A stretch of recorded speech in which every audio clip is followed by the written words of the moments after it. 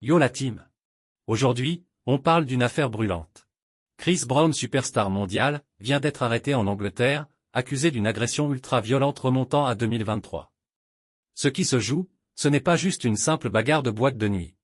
C'est potentiellement un tournant dans sa carrière. Alors, que s'est-il passé? Pourquoi a-t-il été arrêté maintenant?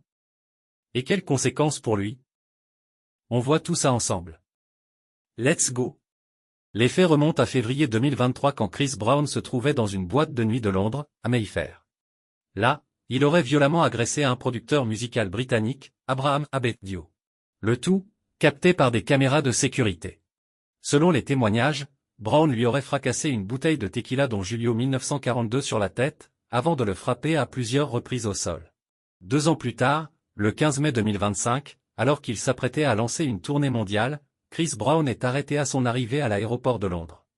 Il est directement placé en garde à vue et présenté devant la justice britannique dès le lendemain.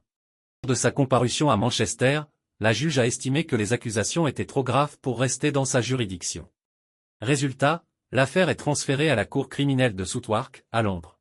Et surtout, Brown a été placé en détention provisoire. Sa prochaine audience est prévue pour le 13 juin 2025. Autre élément important. Chris Brown n'était pas seul. Son collaborateur, le rappeur Oodie Baby, a aussi été inculpé.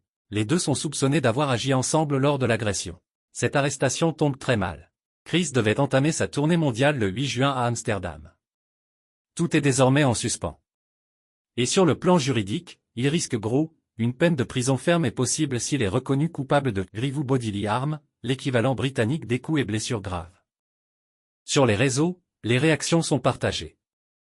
Certains fans défendent Chris en parlant de « complot », d'autres rappellent qu'il a déjà un lourd passé judiciaire. En parallèle, la victime Abraham Dio a aussi lancé une poursuite civile de 12 millions de livres. Brown est-il en train de ruiner sa carrière pour de bon? Est-ce le début de la fin? On en saura plus dans les semaines à venir. En attendant, dis-moi ce que tu penses de cette affaire dans les commentaires. Est-il temps que la justice fasse son travail, ou est-ce encore une accusation de plus sans fondement?